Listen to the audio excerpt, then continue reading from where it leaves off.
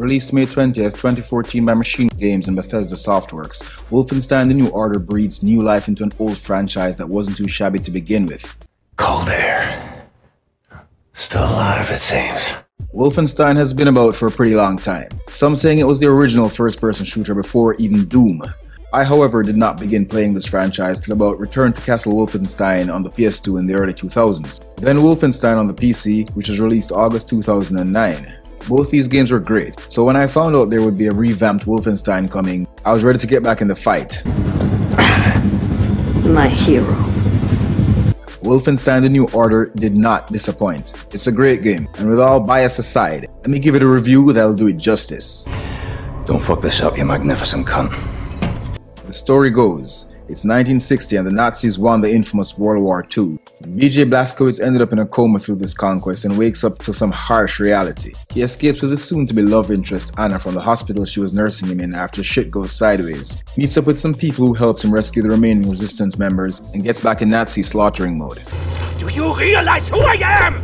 From what I read and watched, the story got high praises. Now while I'm by no means trying to rain on this parade, as I believe the story was decent, but great? Nah. Look, the thing about the story is this, and what I believe grabbed people. It was better than the previous games. BJ now has a personality. Not a great one by any stretch of the imagination, but a personality nonetheless. The story is also better fleshed out and told. It gave me more of a sense of purpose. I felt like there was a method to the madness. Not just another run and gun, kill the Nazi game. And that helped, but it was by no means a great story. I'm certain I've seen this play out in countless other games and movies. Not to the T, but yeah, I've seen this shit many times before. Whether it's World War II, Korea invaded the US, even smaller not so popular games like Turning Point or Inversion. Nazis, aliens, Koreans, whatever, my point is I've seen this before in some shape or form. Have you finished complaining? I did appreciate the love interest between Anna and BJ, and also the mature-rated sex scenes. Every step away from the video gamer for kids bullshit is always appreciated and thumbs up worthy in my books. You want kids games? Look to Nintendo. I want this. With you. Like this. The visuals in this relatively old title are great. I have no complaints here. The environments, characters and gun models, cinematics, cutscenes, all on point, all a sight to behold, even years after release. Oh, I like you. Such a resilient specimen. The voice acting is also top tier. Many times, the accents would make certain instructions hard to understand for me, particularly when there's a lot of action going on screen, but I guess that comes with the territory. I also like the fact that most of these Germans, particularly during a fight, spoke German. I remember playing a lot of World War II shooters back in the day, and all the NPCs were shouting things in English. Didn't make sense. So long since I practiced my English. It's a dying tongue. The overall audio experience is perfect and well suited. This not only includes voice acting but all the sound effects and scores. Like I said, it would really get chaotic in the game sometimes while the action was high, where I couldn't hear the instructions being shouted at me by my team members. But that was either acceptable realism or negligence on my part. Maybe I could have adjusted these settings, I don't know. No big deal either way. Cat's in the bag. Bags in the river. Keep the channel open, Blazkowicz. We're inbound. Tracking your signal. The controls were pretty smooth as well. I could almost call them your standard first-person shooter settings. Sometimes I would be sprinting and BJ would seem to revert to a jog. This felt like it happened real often actually. Not sure what that was about. And it's not like the dumbasses in Call of Duty who got tired. This happened randomly, and I know it was a control issue. Then when cycling through the weapons wheel, many times I'd get the wrong weapon. But I think this is more on me than the game, as I've experienced this before with other weapons wheel systems. This happened a lot, especially when in a heated situation. Kind of annoying. This is a helicopter. Maybe you can do something about this Nazi problems here. Try not to get Fergus killed, please. He's out of ammo and essentially defenseless. Still on controls. I at first thought I couldn't go prone, like that bullshit I've experienced in Far Cry games. But I stood corrected as I realized how this unique cover system worked. The lean functionality not only allows you to lean from left to right, but up and down, so you can go prone, just not how I'm used to. This worked out pretty well. You can't crawl prone, but that's alright. Weapons. You had a pretty decent selection. All guns were pretty effective and got even more effective through upgrades. You had also a good variety. Not dozens of guns with little difference, instead, just enough that got the job done. Dual wielding is possible, and I see it in just about every gameplay video for this title. However, this was nothing more than superfluous bullshit, as I never really saw the need or advantage it brought to any confrontation. Well, that's fucking obvious, isn't it? Another thing I loved about the guns were, and this was unexpected, they worked better from the hip. Aiming down the sights for some reason in this game wasn't my preferred style. I guess it was because of the sights. Not modern warfare cool with red dots and such, just those old iron sights. One of the reasons I hate this resurrected boots on the ground bullshit. Fuck old ass guns and fuck boots on the ground. Yeah, I said it. You're the craziest fucker of them all. Let me delve deeper into gameplay. Stealth seems to be a major, well okay, let me not say major, but stealth based on my preferred playstyle played a crucial role in the New Order. There were stages that clearly required it. These stages where you needed to take out commanders. These guys are basically the whistleblowers, the town criers of the game. If they spotted you, they'd raise the alarm like the sentries in Mafia 3. So it was best to take them out quietly, but I tried to take out as many enemies as I could with stealth.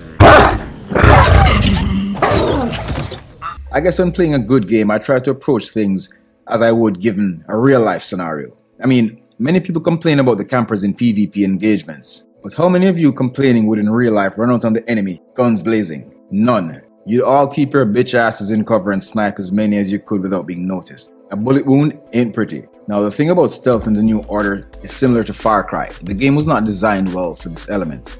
I'm pretty certain I took out enemies with a silenced pistol and other enemies would just walk past the bodies without batting an eye. This stupidity did of course make the game easier, which is welcomed, especially since I cranked this bitch up to the uber difficulty. The enemy's AI was alright at best. Like I've said numerous times before, I don't mind stupid enemy AI, especially since I play 90% of my games on the hardest difficulty. These guys would bob and weave sometimes, yeah, dodging fire. They'd also flank you at times, but they were still dumb as all hell. Level design was impressive. I saw stages here that really caught my attention. I mean, stop playing and admire the scenery and layout kind of thing. Some real thought was put into constructing these levels.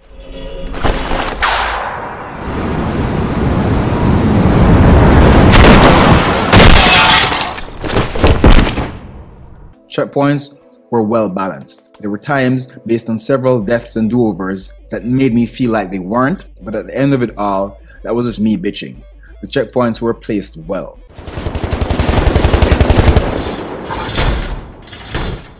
Objectives felt unclear many times throughout this game, and I noticed from a very early stage that hand-holding wasn't the New Order's thing. So maybe this didn't just go for engagements, but also figuring out what's next. Or again, maybe this had something to do with the difficulty I chose, as I'm not one to play the same game over and over on every difficulty setting. I've heard at least one popular reviewer say that shit. More power to you though, bro, because with hundreds of thousands of subs and views, I can see where that makes sense. But this YouTube video game thing is nothing more than a passionate hobby for me. It certainly does not keep the lights on, so fuck that. One difficulty level, the hardest one, and one playthrough is good enough for me. It's just you doing you! Where these unclear objectives are concerned, I simply got nice and cozy with my map. That helped most times. It's just that, unless it's a game like the old school Resident Evil types or an RPG, I don't really do maps. These new Wolfenstein games were marketed as fast-paced shooters, so when approaching this, I was thinking on a Doom level. So to slow down and check my map took a while to register. I later in the game met upon some much slower paced stages, so I got used to the variations.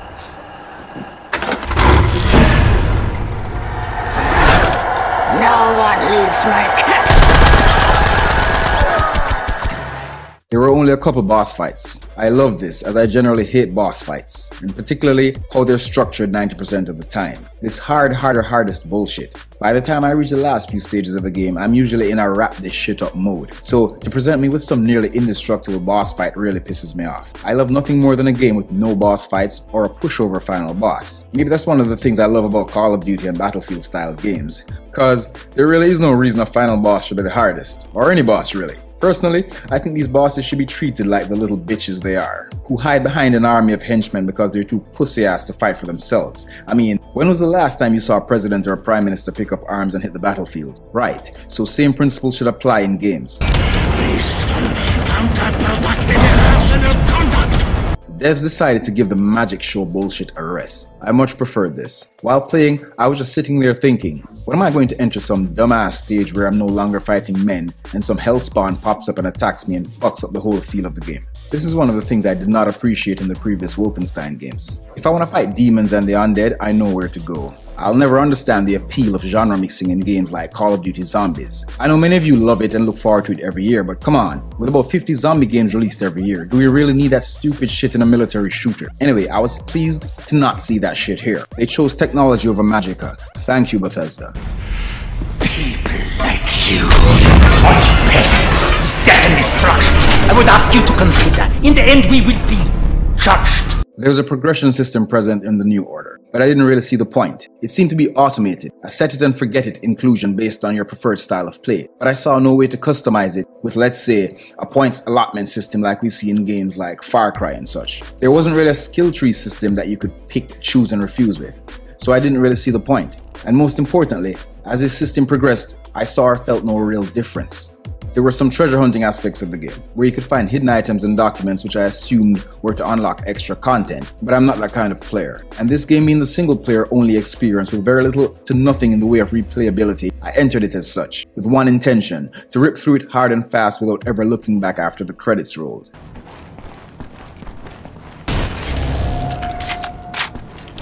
I should also mention, even on Uber difficulty, this game isn't difficult. I guess to each their own. But coming from my early days of gaming, what younger gamers today consider difficult, for most part, I consider a joke. You want hard? Go complete the original Contra without that 30 lives code. Now that's hard. Wolfenstein, like most games I've played in the past decade or two, is very balanced. Nothing unbeatable. You see, games have evolved into more user-friendly experiences, with regenerating health and such luxuries. But I'm not complaining. You and me were two fucking mummies from the past, running on nothing but willpower. The only real flaw I saw with Wolfenstein the New Order, the only thing that really irritated me, and this is no game breaker, was the pickup system.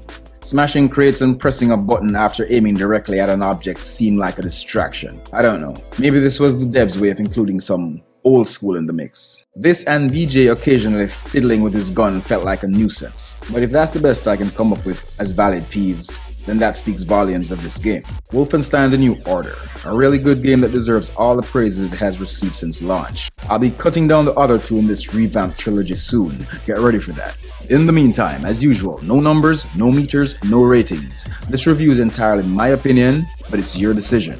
If you like this review, hit the like button, feel free to share, comment and subscribe. Nah, I'm good, thanks.